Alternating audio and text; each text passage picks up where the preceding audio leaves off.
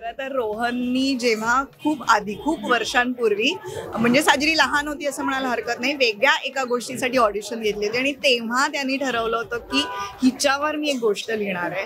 आणि तेव्हापासून त्याच्या मनात जेव्हा जाई आली तेव्हा त्याच्यासमोर साजरी होती आणि मध्ये खूप अप्स अँड डाऊन झाले तरी सुद्धा त्याला जाई म्हणजे साजरी आहे.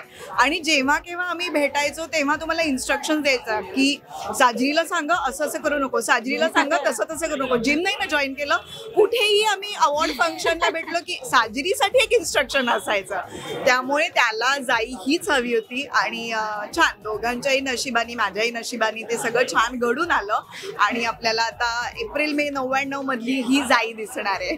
पण जेव्हा मुलीचा पहिला पोस्टर पाहिला, टीजर पाहिला, कसं वाटलं? डोळ्यात पाणी आलं होतं.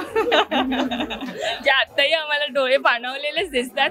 तू काय सांगशील, तुला बघून कसं वाटलं? कारण की पहिला पोस्टर ज्यात फक्त आपण आहोत आणि पहिला टीजर ज्यात आपलाच प्रोमो दिसतोय.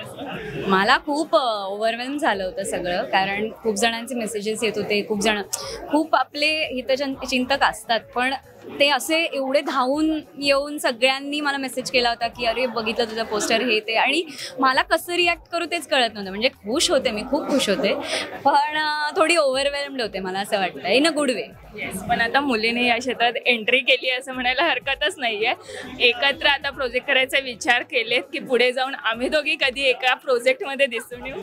बापरे, आम्ही काही नाही विचार केलाय, पण आवडेल दोघींना एकत्र काम करायला. मला आवडेल.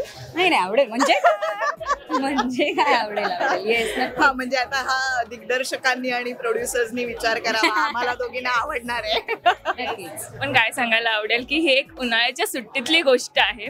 जेव्हा लहान होती तेव्हा उन्हाळ्याच्या सुट्टीत जायची, तेव्हा खेळणं वगैरे आपल्या सगळ्यांचंच असतं. आईचा किती ओरडा खेळायचा, कारण की असं होतं की तेव्हा आपण उन्हात जसं खेळायचं आणि तेव्हा आईचं असायचं उन्हात नको जाऊ, हे होईल आणि ते होईल. ओरडा असं नाही खाल्ला मी फार, पण खेळ खूप म्हणजे खेळली आहे. कारण आम्ही जेव्हा आधी आंबेकर नगरला राहायचो परळला, सो तिकडे असं फुल मित्र मैत्रिणी आणि घरीच यायचं नाही रात्रीपर्यंत हा माहोल होता. पण मी ओरडा नाही खाल्ला मला असं वाटतं, कारण घरून वेळेवर पण यायची आणि आमच्याकडे आम्ही दोघं, मी माझा नवरा दोघंही काय म्हणू त्याच विचारांचे आहोत की म्हणजे माझा नवराही लहानपणापासून तिथेच खेळलेला आहे, त्यामुळे काही बंधनं नव्हती. आजी आजोबा हिचे बरोबर असायचे, त्यामुळे ओरडा खाण्याचा प्रश्नच नाही. तिची एक लहानपणीची एक आठवण सांगायची.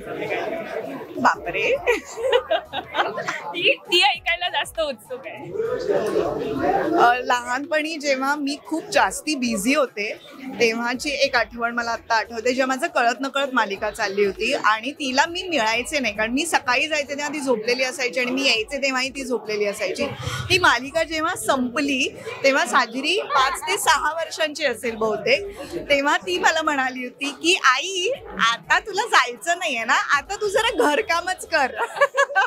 त्या म्हणजे थोडक्यात तिला म्हणायचं होतं आता नको घेऊस काम, आता घरी थांब. मराठी मनोरंजन सृष्टीमधील मालिका, चित्रपट, नाटक तसेच कलाकारांबद्दलच्या नवीन अपडेट्स जाणून घेण्यासाठी नक्की सबस्क्राईब करा इट्स मज्जा मराठी या आपल्या नवीन यूट्यूब चॅनलला.